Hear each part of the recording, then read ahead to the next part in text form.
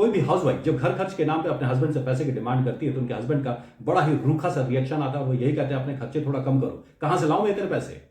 ऐसा कहने के पीछे उनके बैक ऑफ द माइंड में चार बातें चल रही थी, जिसमें पहला ये कि ये बहुत ही ज्यादा फिजूल खर्च है। तो ये सच बात है कि कोई भी लेडी जब राशन परचेज करने जाती है तो बहुत ज्यादा सामान परचेज करती है। ऐसा करने के पीछे उनकी सोच यही होती है कि वो अपने भंडार को हमेशा भरा पूरा रखना चाहती हैं, और वो ये सोच करके चलती है कि नेक्स्ट परचेजिंग में अगर 10-15 दिन की डिले हो भी जाए तो अभी वो अपने घर को बड़े आराम से चला सकें। दूसरी है कि जब देखो यार इसे शॉपिंग ही करनी है, तो कोई भी लेडी जब शॉपिंग करने जाती है तो सबसे पहले अपने बच्चों के सामान को खरीदती है, अपने घर के सामान खरीदती है। तीसरे नंबर पे वो अपने लिए चीजें खरीदती है, और वो भी ये सोच कर खरीदती है कि इन कपड़ों में मैं अपने हस्बैंड को कैसे दिखूंगी। और तीसरी सोच ये होती है कि अब ये मुझे फर्जी का बिल पकड़ाएगी और सारे पैसे बचा करके रख लेगी। तो ये जो बचाए हुए पैसे होते हैं, इन्हीं पैसों से बच्चों का कुरकुरे, चिप्स और आइसक्रीम का खर्चा होता है, और घर के छोटे छोटे कई ऐसे खर्च होते हैं जिसके लिए उनको ये पैसे बचाने पड़ते हैं। चौथी सोच ये थोड़ा थोड़ा करके ढेर सारा पैसा बचाएगी और अपने मायके में जाकर के लुटा देगी। तो ये सच है कि कोई भी लेडी अपने मायके में अपनी हैसियत से ज्यादा पैसा खर्च करती है, इसलिए कि वो आपका कद ऊंचा करना चाहती है। वो ये बताना चाहती है कि वो जिस घर में ब्याही गई है वो बहुत ही भरा पूरा और संपन्न घर है।